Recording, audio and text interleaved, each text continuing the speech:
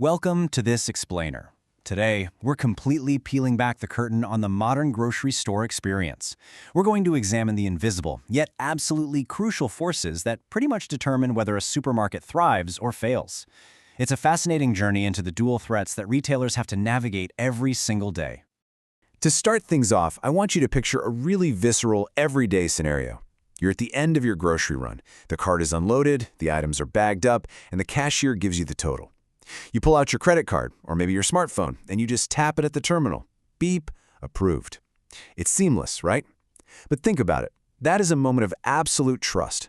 You are handing over your highly confidential personal financial data to a retailer without even a second thought, expecting nothing but a safe transaction and, a good meal waiting for you at home. Okay, let's dive right into this, because that peaceful, totally routine scenario, it can be shattered in an instant by a completely invisible threat. Imagine that instead of that simple approval beep, there's a massive point-of-sale data breach. Hackers have somehow infiltrated the cybersecurity infrastructure of the retailer. Suddenly, your financial information is out there, it's compromised, and just like that, the immense trust you placed in that simple tap is completely broken. But here's the thing, the threats aren't just digital. We can pivot this narrative super fast from the cyber realm to the physical world. Imagine walking out of that same store, getting into your car, turning on the radio, and you hear a breaking news alert. A nationwide food product recall has literally just been issued for the exact brand of spinach you just bought. In an instant, what was a potential cyber threat has been immediately followed by a very real physical health threat. And this brings us to a massive, existential question for the food retail industry. What actually happens when the trust at checkout breaks? Because consumer trust is incredibly fragile. It's directly threatened by these two distinct modern risks: data security and food safety.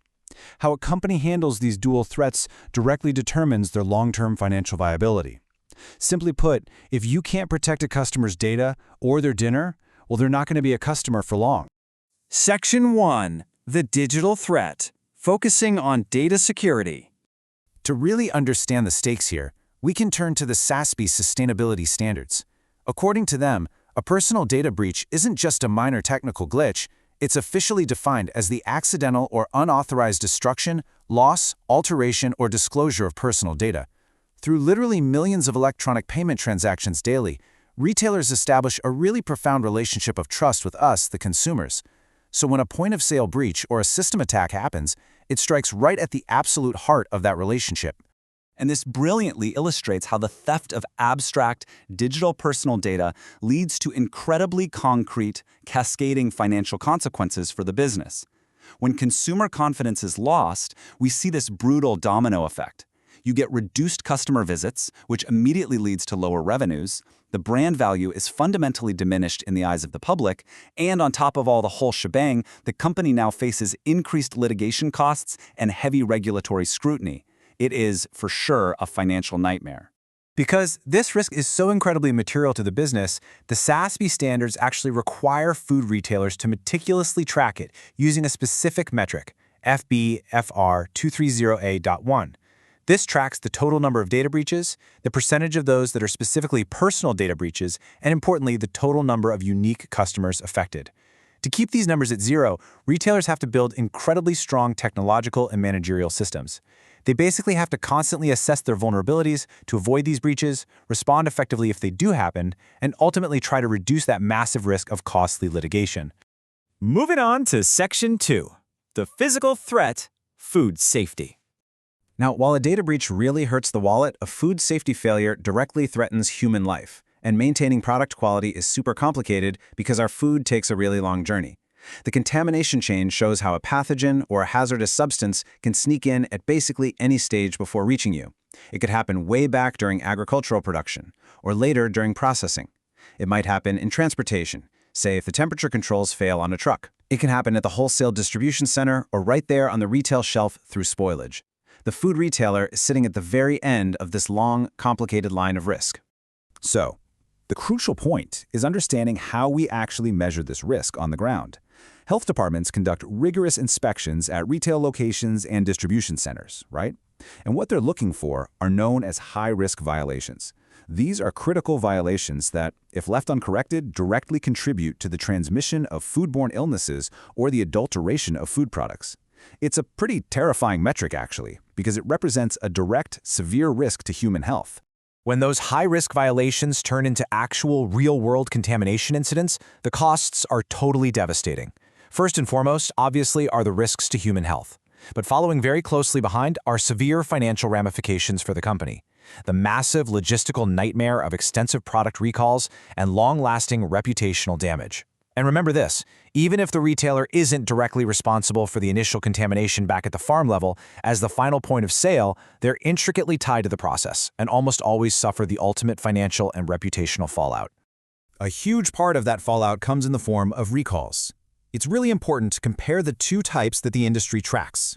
You have voluntary recalls, which are initiated proactively by the company itself to pull products from the market out of safety concerns, basically jumping ahead of the problem. Then, you have involuntary recalls. Those are mandated by regulatory authorities. These get triggered when a product flat-out fails to comply with regulatory food safety standards, when a major safety defect is found, or even during instances of import refusals. Which brings us to Section 3, Measuring the Cost of Trust. Now, what's really interesting when you look at the SASB framework overall is seeing this rigorous, standardized tracking of all these operational risks in action. Notice how data security sits right alongside food safety. It even factors in things like food waste management. It really highlights that a retailer's sustainability and resilience absolutely depend on successfully managing this complex, interconnected web of operational, digital, and physical risks. Looking specifically at the food safety side of things, investors and regulators focus heavily on metric FBFR 250A.1, the high-risk food safety violation rate. Now, this isn't just a raw number, it's actually a calculated rate. You take the number of inspected locations that received high-risk violations, and you divide it by the total number of food safety inspections conducted across all the retail locations and distribution centers. It gives everyone a clear, highly comparable picture of exactly how well a company is managing its on-the-ground physical risks. And this builds directly into the final quantification of that physical fallout, actually measuring the recalls themselves. The SASB standard requires companies to report the total number of recalls and the total units recalled. But crucially, it specifically looks at the percentage of recalled units that are private label products. A private label product is a store brand product packaged with the retailer's own brand name. This is huge because when a private label product is recalled, the retailer can't point fingers at a third-party manufacturer in the eyes of the consumer. It is a direct, unfiltered hit to the retailer's own brand reputation.